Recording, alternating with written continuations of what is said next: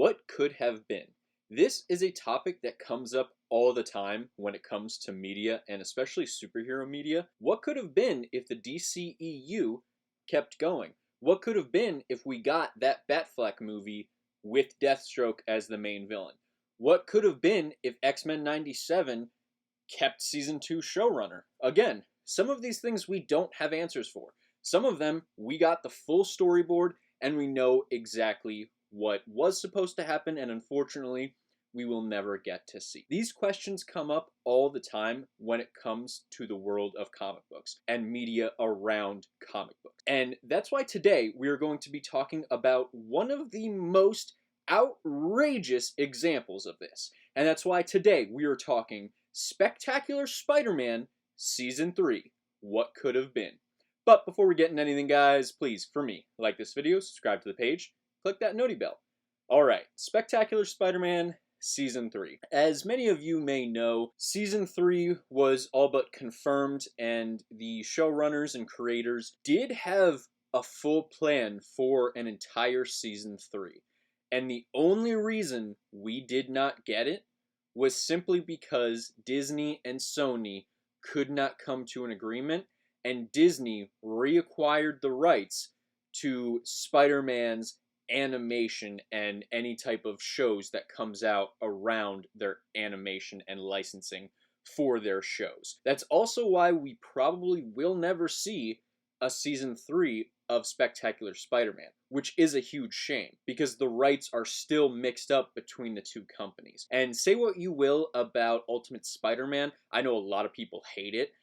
I don't hate it. I also don't think it's on par with Spider-Man 1994, and definitely not with Spectacular Spider-Man either. As far as what could have been with Spectacular Spider-Man Season 3, they set up a lot, especially in Season 2. Obviously, in that final season, we got what could have been a setup, and definitely was a setup, as confirmed by the creator, of Carnage. We saw the symbiote get extracted off of Eddie Brock when he used that serum to cleanse his genes that Venom was trying to use on Peter Parker. He reversed it, and it impacted Eddie Brock.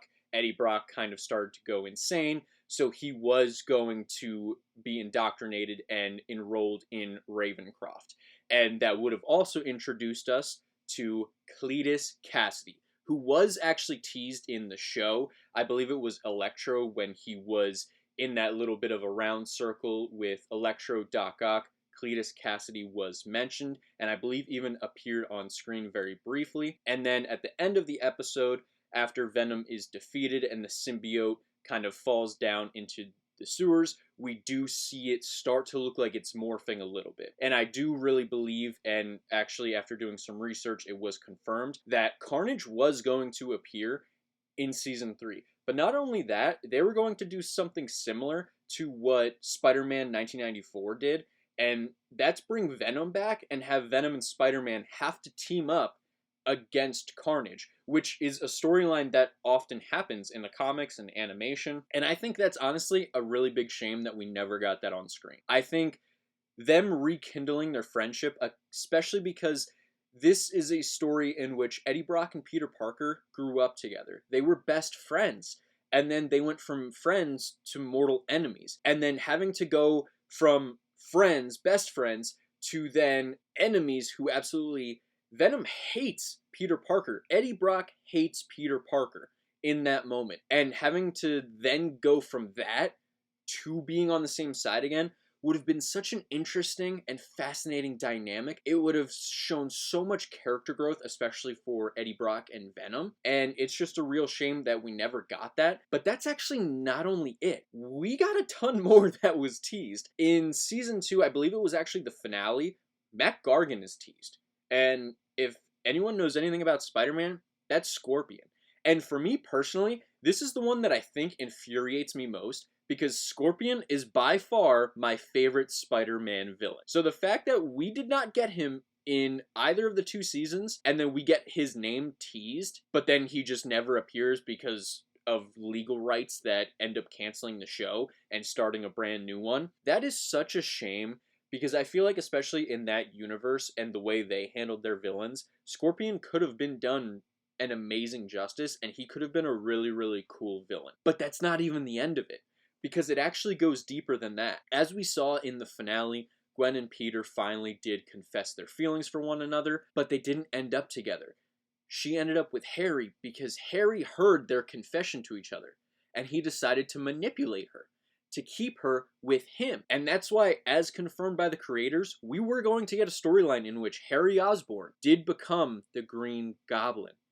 And that's insane. The season 3 finale was actually going to conclude with the death of Harry, and in that moment, Gwen Stacy was going to find out that Peter Parker is Spider-Man.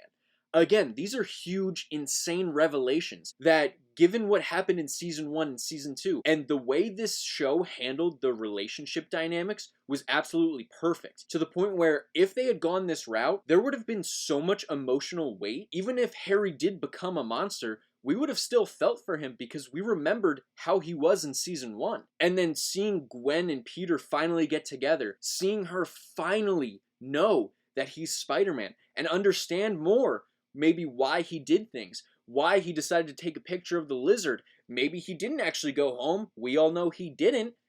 In that moment, he was Spider-Man saving Dr. Connors. So again, this huge revelation would have changed so much about the show and had such an impact. I really don't think they would have killed Gwen Stacy off. Now, this is just pure speculation, but in my opinion, I think this would have led to Norman Osborn coming back, not in season 3, but in season 4, to get revenge for his son on Spider-Man. And what's the greatest way to do that? I think it would have led to Norman Osborn figuring out Peter Parker is Spider-Man, and season 4 would have ended with the death of Gwen Stacy. That would have been, unequivocally, the best Spider-Man show we have ever gotten. If we got a full circle moment like that. And then maybe the Green Goblin, that Green Goblin, Norman Osborn, dies too. Or maybe he doesn't. Maybe Peter Parker stops holding back for the first time. And we see him cross that line because he lost Gwen. So again, it's just such a shame that we never got that. And I'm not even done there. Doing even more research, I found that Donald Menken, who again, we saw in season 2, he was supposed to become the Hobgoblin, which does happen in some comics. So the fact that we not only got robbed of a second Green Goblin, we also got robbed of the Hobgoblin, which, say what you will about the character of Hobgoblin, I personally really enjoy him. That might be because Mark Hamill did such an amazing job in the 1994 series, and that might be why I enjoy that character so much. But still, I feel like that character could have added so much more to the story. And the fact that we will never get to see that kind of brought to the screen is a real shame. But it doesn't end there. There were plans to bring in Wilson Fisk as the new big man, to replace Tombstone, to replace the Green Goblin. So we would have gotten a whole new dynamic of a whole new crime boss in the city of New York, who would have likely feuded with Tombstone and Silvio Manfredi, Silvermane, and Silver Sable was introduced. So it could have been a gang war style season that we could have gotten as well. So the fact that we got robbed of all this stuff is just a huge shame, especially when you take a step back and realize it only happened because of outside rights and studio interference, which is always the biggest shame because it has nothing to do with ratings or how the fans felt about it. This show actually got really good ratings when it was on and got a really, really good viewing, either when it was first put on or through reruns. So again, the fact that it wasn't canceled because of a lack of interest is such a shame. But that's also not even the end of it. Miles Warren, who is introduced in season 2, also was supposed to become a character that we have never gotten in animation. Now, I'm not counting Marvel's Spider-Man or Friendly Neighborhood Spider-Man. I have not seen Friendly Neighborhood Spider-Man in its entirety yet, so this character may very well have appeared. However, Marvel's Spider-Man, in my opinion, horrible, couldn't get through it, couldn't sit through it. This character might have appeared in that. But in this, Miles Warren was supposed to become the Jackal, who in the comics has some really awesome storylines and is a pretty pivotal character and pretty impactful villain for Spider-Man. And this is one that, again, minus those two shows that I did mention, we've never gotten him in animation. We've only ever gotten Miles Warren. He never makes that transition, and we never see the character of the Jackal, which is a really big shame. Again, there are just so many storylines that could have been in this series. Hydro-Man also gets teased. He could have been in season 3. There's no confirmation of it, but in season 2, you do hear the name Maury Bench, and or whatever his last name is. I'm blanking right now, but it is Hydro-Man.